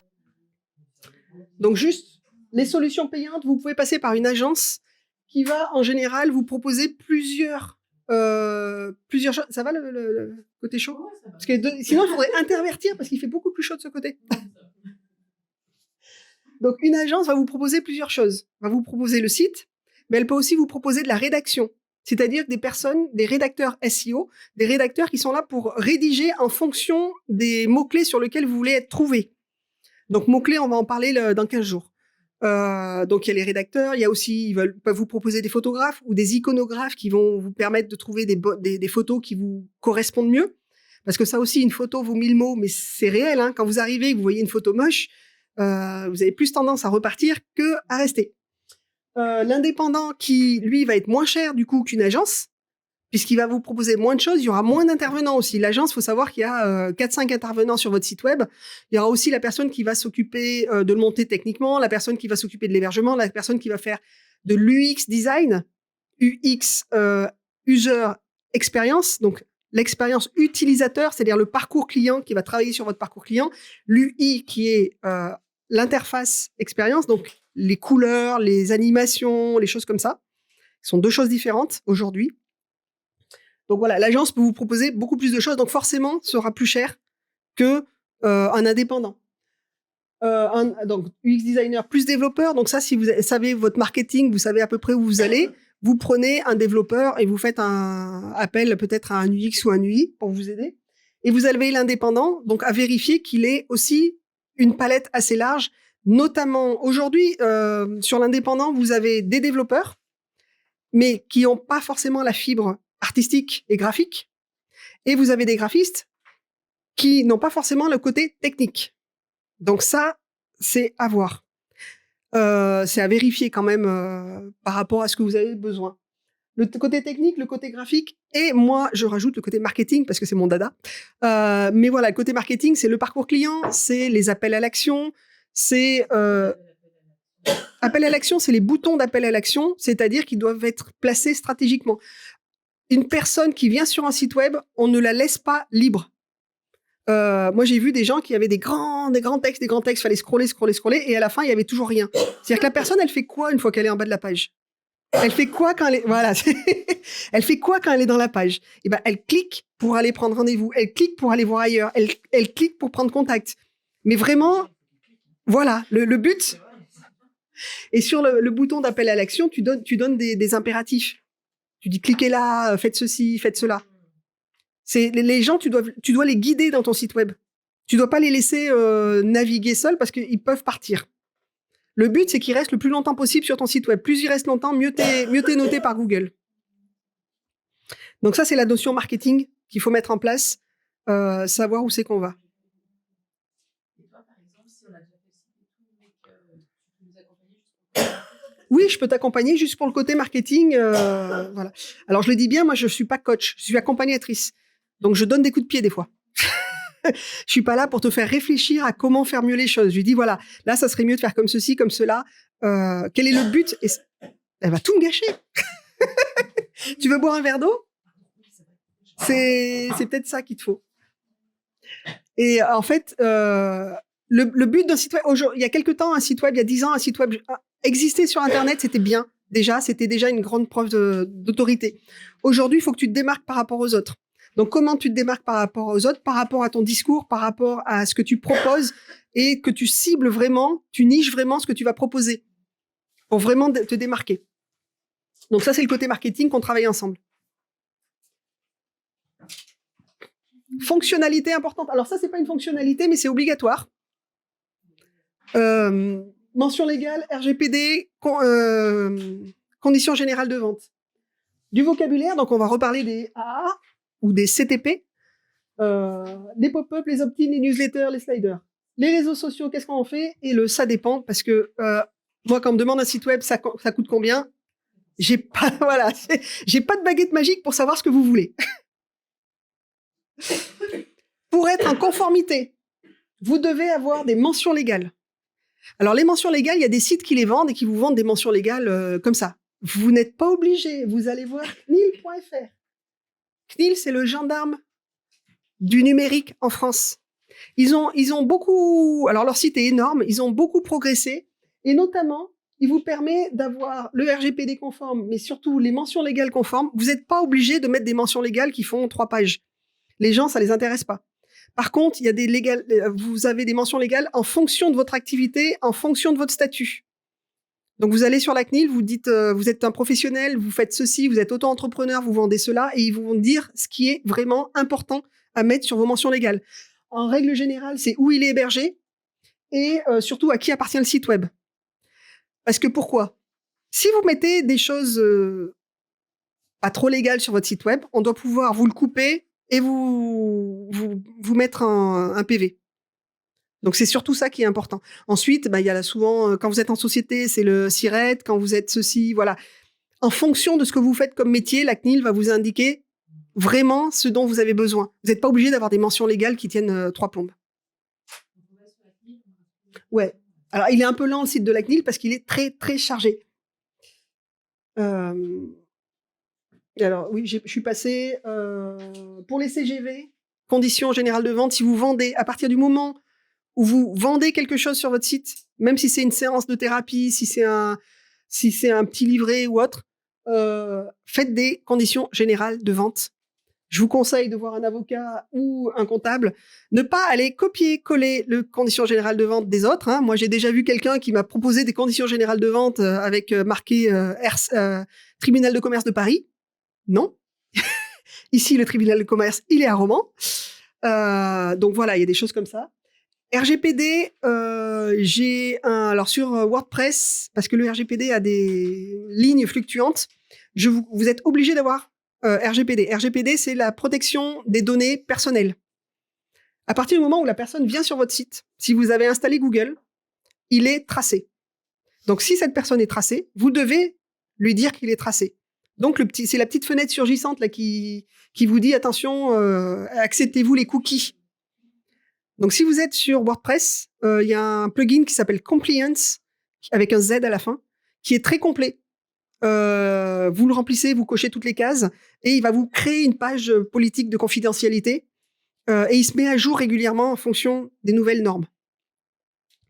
Donc ça, c'est Complianz.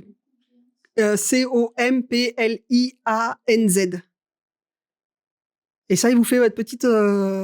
voilà. Non, alors la CNIL, c'est les mentions légales. C'est à qui appartient le site. Compliance, c'est le RGPD, c'est ce qui est obligatoire depuis 2 ans maintenant. À partir du moment où tu as un formulaire contact, tu dois être RGPD compatible. Parce que formulaire contact, tu récupères des données. Donc à partir du moment où tu récupères des données, la personne est en droit de te dire « Moi, je veux arrêter que tu m'envoies ceci, je veux plus faire partie de ta liste. » Voilà. Tu gardes des données. Voilà.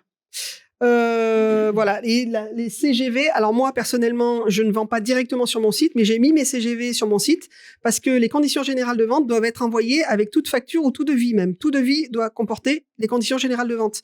Du coup, moi, sur mes factures, je note voir les conditions générales de vente à telle adresse. Voilà. Et là, vous êtes en conformité. Et maintenant, on arrive dans la construction du site. Avant de passer à la réalisation, on pense à ça. Arborescence. C'est le plan de votre site web. Qui va aller voir quoi? Quelle page va envoyer vers qui? Donc, on met des liens dans chacune des pages, des liens entrants ou des liens sortants. Donc, des liens internes à votre site web ou des liens qui envoient ailleurs. Liens sortants, c'est des liens qui envoient ailleurs de votre site web. Voilà, quelle page est reliée à quoi, qu'est-ce que vous dites, tout. Donc c'est une espèce de plan, mais alors on a la page d'accueil et ensuite on fait des traits en disant voilà, là ça va là, ça rejoint ici, ça rejoint ici, et on imagine le parcours de notre client. Le client qui n'y connaît rien, qu'est-ce qu'il va faire? Il arrive sur la page d'accueil, où c'est qu'il va aller? Est-ce qu'il va aller là? Est-ce qu'il va aller là? Est-ce qu'il va aller là? Et on essaye de voir ce qui se passe. Donc l'arborescence, c'est à penser avant de créer son site, avant de créer les pages. Carousel ou slider, ça s'appelle différemment. Non, c'est pas. Ça te plaît pas? En fait, c'est les images qui défilent grâce à des flèches. Vous savez, vous avez des grandes images et vous faites défiler à droite, à gauche, tout ça. C'est très beau, mais ça peut vite devenir très lourd. Mais du coup, on peut mettre des boutons d'appel à l'action dedans aussi. Donc, on met une image, on met 3 petites lignes et on fait intervenir les gens. Et ça bouge et ça fait plaisir aux gens. Par contre, pas plus d'une chose qui bouge toute seule par page. Vous aimez les sites d'information où ça bouge dans tous les sens, il y a des pubs et tout ça? Non, ben voilà, vous faites pareil pour votre propre site. Vous faites attention à ce que ça bouge pas dans tous les sens. Et puis ça bouge tout seul ou bien c'est toi qui peux gérer. C'est ça qui est bien. Tu peux gérer si ça bouge tout seul. Le but quand tu fais un carrousel, c'est que ça bouge tout seul. C'est que les gens voient les 2-3 choses que tu lui proposes. Moi, je dis toujours carrousel, pas plus de 5 images, les gens vont pas plus loin. Quelqu'un qui te fait un carrousel à 5 images, déjà, t'as pas le temps de tout voir. Donc voilà, donc carrousel avec un seul S, 2 R et un seul S, mais ça se dit sel, c'est langue française. Je ne suis pas responsable. Un appel à l'action ou alors un CTA, des fois vous pouvez le voir, ça s'appelle Call to Action. Donc ne jamais laisser un visiteur sans rien faire. Toujours lui proposer une action. Il lit un paragraphe, une action. Un paragraphe, une action. On crée donc ce qu'on appelle un tunnel de vente. Vous en avez entendu parler de ça? Pareil, les Québécois ont un meilleur nom, c'est un entonnoir. C'est vraiment ça, c'est-à-dire qu'on arrive et ensuite on écrème en fait les clients, les visiteurs au fur et à mesure, mais on les amène vers un but précis. Donc ça, c'est du marketing. Hein. Les pop-up, que l'Académie française a voulu appeler ça des fenêtres surgissantes. Vous pouvez choisir votre style de pop-up qui arrive sur le côté, en plein milieu ou autre. Les gens, voilà, c'est très agressif. Donc faites attention quand vous l'utilisez. Moi, je sais qu'elle arrive en bas à droite parce que c'est ce qui empêche le moins la lecture. Et vous pouvez choisir, la plupart du temps, vous pouvez choisir le moment où elle intervient. C'est pour l'inscription à la newsletter, c'est pour une promo, c'est pour... Tu fais un stage, par exemple, tu veux le mettre une pop-up juste pendant un temps d'1 mois. Tu peux choisir le temps, tu peux choisir à quel moment la pop-up apparaît. Tu dis, voilà, ça apparaît au bout de 5 secondes, ça apparaît au bout de 30 secondes, ça apparaît, de quel côté ça apparaît et qu'est-ce qu'il y a dedans. Voilà. Attention sur quelle page. Aussi, tu choisis les pages. Sur tes mentions légales, ça sert à rien de la mettre. Si tu fais une promo pour un stage et que la personne est déjà en train de lire la page du stage, c'est pas la peine de la mettre non plus. Voilà. Mais donc, une seule chose qui bouge à la fois. Si tu as un carrousel, la pop-up, ça commence à faire beaucoup. La newsletter. Alors, la fenêtre de cookies, elle est obligatoire. Ça, on peut pas faire grand-chose. Alors oui, par contre, ta pop-up, tu la balances pas en même temps que la fenêtre de cookies. Si la personne, elle doit tout fermer avant de pouvoir lire, elle va partir. Donc, pour une newsletter, on n'appelle pas ça un formulaire Cantal ou une pop-up, on appelle ça un opt-in. Quand vous allez dans les builders pour chercher ou dans les thèmes pour chercher, on appelle ça un opt-in, c'est-à-dire qu'il va te proposer un pavé avec du texte, le mail et le bouton d'inscription. Donc, ça porte pas le même nom qu'une pop-up. Ça peut être en pop-up. Pop-up, c'est le fait que ce soit une fenêtre surgissante, mais ça s'appelle, quand vous allez le chercher dans vos thèmes, ça s'appelle opt-in. Voilà.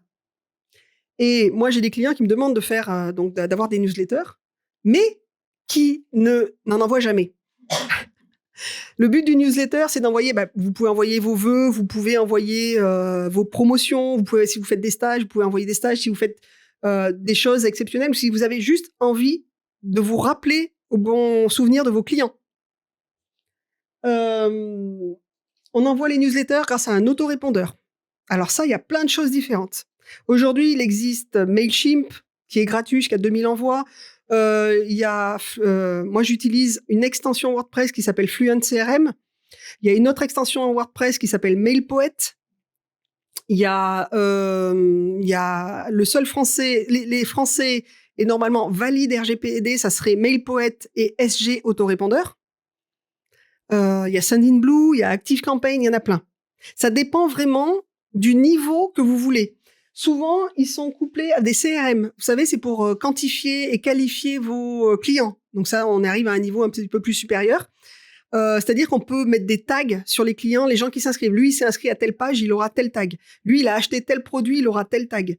Et ça te permet en fait d'envoyer des newsletters plus différenciés plus tard. Et les newsletters, est-ce qu'il y a pas mal de gens qui mettent leur mail justement pour les recevoir, ou est-ce que maintenant les gens se disent trop de choses dans ma Ça dépend. Ça dépend. Le problème de la newsletter, c'est que si tu as un site intéressant et que tu proposes des newsletters, moi, je dis ce que je donne dans les newsletters pour inciter les gens à venir. Tu peux aussi créer ce qu'on appelle un lead magnet. Un lead magnet. Lead, magnet aimant, lead prospect. Un aimant à prospect. Le truc type de l'aimant à prospect, c'est la prise de rendez-vous ou le rendez-vous gratuit. Les gens, ils ont un rendez-vous gratuit pour faire le point sur ceci, cela. Clac, ils tapent et ils ont un rendez-vous gratuit et du coup, ils sont inscrits automatiquement à la newsletter. Il y a des gens qui offrent promo. Les promos, voilà, tu t'inscris à ta newsletter, tu auras 20% et pouf, tu reçois machin et tout. Ça marche aussi beaucoup. Les e-books, voilà, les e-books, tu donnes ton adresse et tu reçois ensuite un lien pour aller visionner ou télécharger ton e-book. Ça, c'est ce qu'on appelle en marketing un lead magnet. C'est vraiment pour inciter les gens à s'inscrire. un aimant, un prospect. C'est des PDF, c'est soit un PDF, soit plusieurs pages de PDF qui vont parler d'une thématique précise. Un livre blanc, voilà. Le livre blanc, c'est très épais, voilà. E-book, ça peut être 20 pages, ça peut être 2 pages. Le but, c'est que les gens donnent leur adresse pour envoyer la newsletter. Voilà, donc tu peux donner des promos, des infos. L'intéressant avec la newsletter, c'est que tu peux envoyer à 1000 personnes à la fois, sans être pénalisé. Si tu envoies ton programme, par exemple, par mail avec Google, avec ton adresse Gmail en plus, tu envoies ça à 10 personnes, tu vas être bloqué par les fournisseurs d'accès. Tous ceux qui fournissent des mails vont te bloquer. Ils vont dire non, ça c'est du spam. Tu envoies à plus de 10 personnes. Voilà, des fois, même mail notamment, ici, ils t'empêchent d'envoyer à plus de 10 personnes à la fois. Parce qu'ils disent attention, vous allez, de toute façon, ça va pas passer, ça va passer dans les spams, dans la corbeille directement. Alors que les autorépondeurs, en quelque sorte, ils envoient des signaux en disant coucou, je suis un autorépondeur, je suis gentil, la personne s'est inscrite. Donc je peux aller l'embêter.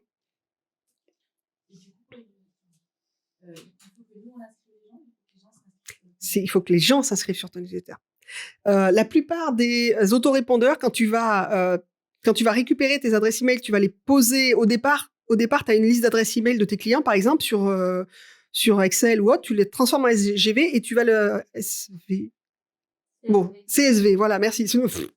Tu les transportes et tu les balances dans ton autorépondeur. Et souvent, tu as des questions. Est-ce que vous avez eu le consentement de ces personnes? Est-ce que cette liste a plus de 3 ans? Parce que plus de 3 ans, normalement, si la personne n'a pas répondu plus de 3 ans, tu es censé l'éliminer de ta liste. RGPD. Ça fait partie des règlements RGPD qu'on peut lire sur la CNIL. Si la personne ne répond pas, si la personne demande à être exclue, voilà. Dans les autorépondeurs, par contre, en fin de mail, toujours, tu as le unsubscribe, le désinscrivez-moi. C'est obligatoire. Mais du coup, parce que par exemple, pour ma newsletter, les personnes que je connais, je les ai remplies d'office. Est-ce que ça, on peut le faire normalement? Non. Normalement, non. Alors, il y a 2 types. Si c'est une adresse mail privée, tu n'as pas le droit de l'inscrire de force. Si c'est une adresse mail professionnelle qui est sur un annuaire professionnel, tu as le droit de les contacter.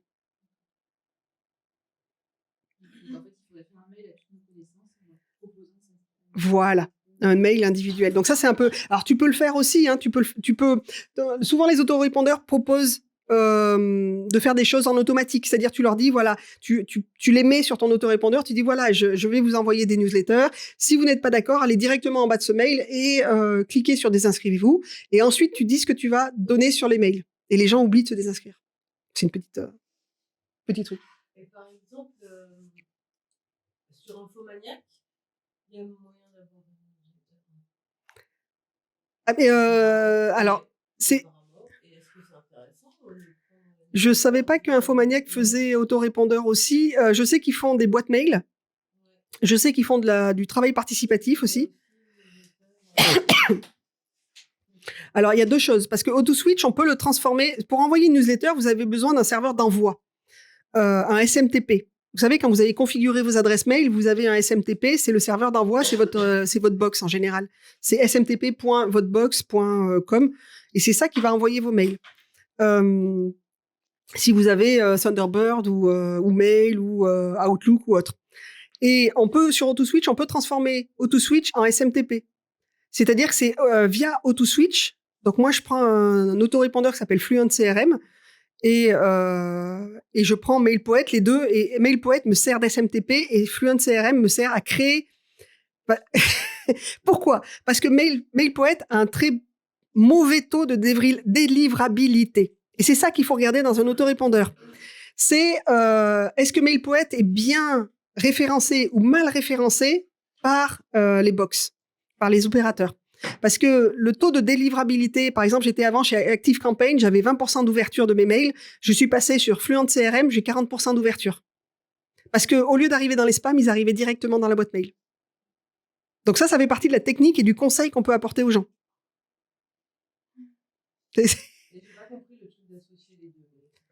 En fait, quand tu as un autorépondeur, tu as ton site web d'un côté et ton autorépondeur des autres. On s'inscrit sur ton site web, et il faut que l'adresse aille sur ton autorépondeur. En fait, MailPoet, pour moi, c'est juste la boîte d'envoi, c'est le SMTP. Tu as besoin d'une boîte d'envoi. Et sur AutoSwitch, tu peux transformer AutoSwitch en boîte d'envoi directement. Et donc, du coup, voilà. Mais ça, c'est un petit peu technique. Donc, le fait qu'Infomaniac te permette d'envoyer des newsletters ou soit un autorépondeur, c'est deux choses différentes. Donc, c'est à vérifier sur Infomaniac, savoir si il peut se transformer en SMTP ou si il a vraiment un autorépondeur. Newsletter? OK. Les boutons réseaux sociaux. Alors attention, quand un client me dit « je rajoute des boutons réseaux sociaux », oui, mais lesquels? Il y a deux types de boutons. Il y a le « suivez-moi », allez vous inscrire sur mes réseaux sociaux à moi, donc me suivre sur Facebook, Instagram, LinkedIn et tout, ou partager cette page. Ça, c'est une extension. Ça, on le met directement dans le builder, par exemple, WordPress Builder, on peut directement l'intégrer. Mais ça, c'est une extension. Ce qui fait que quand je suis sur mon blog et que j'ai créé un article, au lieu de prendre l'URL de l'article, d'aller sur le réseau social, de publier, j'appuie là-dessus et ça se fait tout en automatique. Voilà, alors là, c'est par mail, là, c'est Pinterest, Twitter, LinkedIn, Facebook. Moi, c'est ce qui m'intéresse. Depuis peu, on peut rajouter Instagram, mais parce que Instagram, il va prendre la photo, il va pas prendre votre texte. Donc, c'est un peu plus borderline, Instagram. Mais là, voilà, vous avez le lien directement. Et quand je clique là-dessus, ça ouvre mon Facebook, la personne, ça ouvre le Facebook de votre visiteur qui va pouvoir partager votre article à d'autres personnes. OK? Oui? Ah, deux types de réseaux sociaux, deux types de boutons, c'est bon? Et le ça dépend. Ouais, hein? Oui, oui. Oui, c'est bientôt fini. Ça dépend. De quoi tu as besoin? Tu as besoin de montrer tes créations. Un portfolio, c'est intéressant. Donc, le portfolio, il peut être filtrable en fonction de tes créations. Tu as besoin de prendre des rendez-vous. Est-ce que tu as besoin que ça aille directement sur ton agenda? Que tu as un agenda directement pour tes rendez-vous? Est-ce que tu as besoin que les rendez-vous soient pris en ligne? Est-ce que tu as besoin de confirmer les rendez-vous? Est-ce que tu veux que les gens payent pour le rendez-vous? C'est des fonctionnalités différentes. Donc, c'est à réfléchir avant. Tu veux démontrer ton expertise. Pour l'instant, la meilleure façon, c'est le blog. La meilleure façon aussi de toujours avoir quelque chose sur ton site web, parce que ton site web, il doit pas être mort, hein, il doit vivre. La meilleure façon, c'est le blog. Même si des fois, on met 300 mots, ça suffit, une photo, 300 mots, ça fait vivre le site. Tes offres changent, tu as besoin de newsletters pour tenir informé tes clients. Voilà. Tes fonctionnalités, c'est à définir avant de demander des devis ou de créer ton site web. J'ai une question par rapport au blog. Ça marche encore ou c'est maintenant vraiment axé réseaux sociaux, style Instagram, TikTok ou je ne sais quoi? Ça dépend de ce que tu veux faire. Moi, j'ai des clients, là, j'ai travaillé avec des clients qui sont un peu borderline, c'est-à-dire ils sont très naturopathes, très esprit. Le problème, c'est qu'aujourd'hui, sur YouTube, tu peux te faire virer très rapidement. Sur Facebook, tu peux te faire virer très rapidement. Ton site web, c'est toi qui le gères. Et là, personne va te chercher des noises. Donc, ta newsletter, c'est toi aussi qui informe tes clients. Donc, ça dépend de ce que tu veux. Voilà. Voilà, tu vois aujourd'hui qu'il y a des plateformes qui sont... Dès que tu utilises un certain mot, tu te fais virer, ou tu te fais exclure, ou tu te prends 30 jours de... Voilà, même LinkedIn s'y est mis. Hein. Ah oui, LinkedIn, il y a des... Là, je suis avec des coachs, je travaille avec des coachs qui parlent d'argent, de la relation des gens avec l'argent. C'est très difficile de parler d'argent sur un réseau social. Et pourtant, l'entrepreneur a besoin de parler d'argent. C'est tabou en France, mais à partir du moment où tu parles argent, tu parles arnaque pour LinkedIn. Donc, l'algorithme va te virer, va t'exclure, voilà. Donc, le site web, ça t'appartient. La newsletter, ça t'appartient. Contrairement à Facebook, a tous les droits. Hein. S'il veut virer quelqu'un, il a tous les droits. Hein. C'est son réseau à lui. Instagram, tout ça. Donc, suivant de quoi tu parles, oui, le blog peut être très intéressant. Après, notamment sur WordPress, tu peux créer tous tes articles de blog en une seule fois et les publier. Tu demandes à WordPress de les publier qu'une fois par mois, qu'une fois par semaine, suivant ce que tu fais. Moi, j'aime bien le batchworking. Tu te mets à fond dans un truc, tu le fais à fond, et puis ensuite, ça se diffuse. Voilà. Ça, c'est autre chose. Créer seul, tu peux. Si tu as un minimum de connaissances techniques, aujourd'hui, il y a plein de tutos gratuits sur YouTube. La seule chose que je te conseille, c'est que si tu choisis quelqu'un pour faire quelque chose sur YouTube, tu gardes toujours cette même personne, parce que si tu changes de tuto, il va te dire des choses différentes à chaque fois. La personne, t'as essayé, non? Mais voilà. Donc, si tu prends un formateur, voilà, chacun, c'est comme la ratatouille, hein. On a tous les éléments, on a les mêmes éléments à la base. Mais au final, la ratatouille, on la cuisine tous différemment. Séparés, ça d'abord, ça a plu, tout ensemble, voilà. C'est la même chose. Non, si tu veux un site un peu plus poussé, si tu veux être aidé marketingment parlant, si tu veux avoir des extensions un peu plus techniques, je te conseille de te faire aider, de te faire accompagner. Mais les deux sont possibles. Aujourd'hui, WordPress, c'est assez simple. Il y a plein de forums, il y a plein de groupes d'entraide. Faut juste trouver les bons mots des fois. Voilà, les solutions seules. Choisis une plateforme si tu te sens à l'aise. Même si j'ai critiqué Wix, si tu es à l'aise avec Wix, tu prends Wix. C'est vraiment quelque chose où tu as envie d'aller plus loin. L'accompagnement ou formation. Aujourd'hui, il y a plein de formations. Donc moi, je suis formatrice chez CDI Formation, demandeur par l'emploi, auto-entrepreneur. Si tu as déjà un job ou si tu en as pas, en fait, aujourd'hui, la France te permet quand même d'être formé. C'est ça qui est génial. Donc, autant en profiter. Donc, c'est pas moi. Par contre, moi, on fait juste l'analyse du besoin. Donc, quels sont tes besoins, tes fonctionnalités. Et ensuite, CDI Formation fait le dépôt, s'occupe de toute la paperasse administrative. Et tu es formé.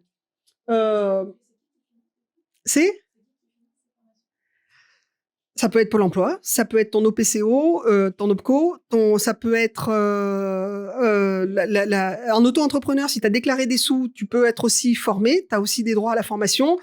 Tu as des droits à la formation sur plein de choses. Donc voilà, si c'est ton OPCO, tu payes à l'avance et tu es remboursé par l'OPCO, mais l'OPCO te donne un accord de principe.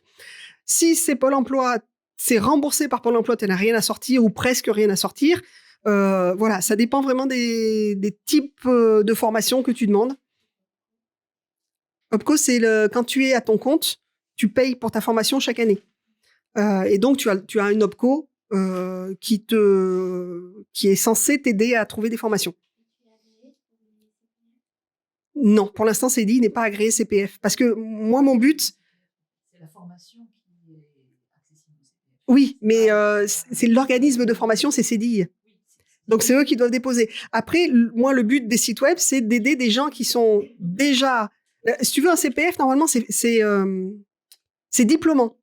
À la fin d'une formation CPF WordPress, tu es censé créer des sites WordPress et être créateur de sites WordPress. C'est pas pour créer ton propre site. Moi, j'aide les gens à créer leur propre site et à vivre ensuite avec leur propre site et l'alimenter. Le CPF a été détourné, mais logiquement, le CPF n'est fait que pour créer un nouveau métier. Et je comprends pas, du coup, ta formation, c'est quoi alors? Justement, c'est quoi la nuance? J'ai pas compris. C'est que tu formes les gens pour faire leur site? Ou tu formes les gens pour qu'ils deviennent créateurs de sites internet? Non, moi je forme les gens pour qu'ils aient un site web et qu'ils puissent faire vivre leur société avec. Voilà. Pour qu'ils soient autonomes, voilà. Pour qu'ils deviennent autonomes sur leur site web, qu'ils puissent le maintenir, qu'ils puissent travailler avec et puis rentrer des sous avec. C'est parce qu'un site web, il doit travailler pour toi normalement. C'est pas toi qui dois t'acharner sur lui. Voilà. Donc, devenir autonome sur son site web. Et du coup, j'ai pas compris, pardon, comment tu travailles avec CDI aussi. En fait, le CDI, c'est l'organisme de formation. Oui, et moi, je suis formatrice chez CDI. Oui, du coup, en fait, ils font toute la paperasse administrative. Voilà. Si tu veux, dans un premier temps, on se voit pour faire une analyse du besoin. Cette analyse du besoin, je l'envoie à CDI Formation, qui dit OK, il y a la formation. Donc, je l'envoie avec une formation, parce que forcément, tout le monde n'a pas besoin de la même formation, donc j'adapte un petit peu la formation. CDI, il l'envoie, va le déposer sur ton espace Pôle emploi, chez ton OPCO, va te faire un devis pour ton OPCO ou autre, va te transmettre le dossier, s'occupe de toute la paperasse, et ensuite, quand c'est validé, on se voit régulièrement. Tu as du e-learning et moi, je suis là pour rectifier ou pour faire avancer les choses, ou si tu as une partie technique qui est complexe à mettre en place, on va la mettre en place ensemble. Mais le but, c'est pas de te blinder le cerveau avec des choses inutiles. Notamment toute l'installation WordPress au début, une fois que c'est fait, tu n'en as plus rien à faire. Donc moi, pour mes clients, en fait, hors formation, pour mes clients, généralement, je leur propose soit la création complète, soit la création à deux. C'est-à-dire que je prends en charge toute la partie technique, Je mets tout en place, on fait les premières pages ensemble et ensuite le client la remplit. Et ensuite, on se voit régulièrement pour remodifier les choses, avancer au niveau marketing, avancer au niveau technique. Mais du coup, je suis plus là en soutien technique et marketing que autre chose.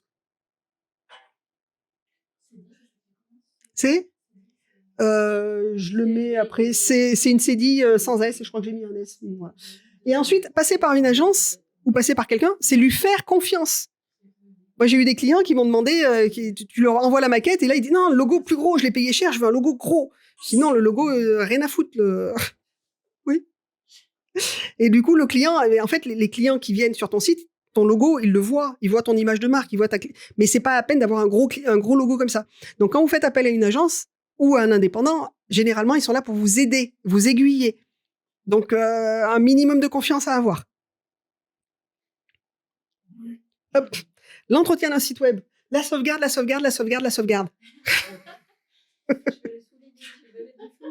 Hein? C'est très important. Ne jamais faire confiance à son hébergeur.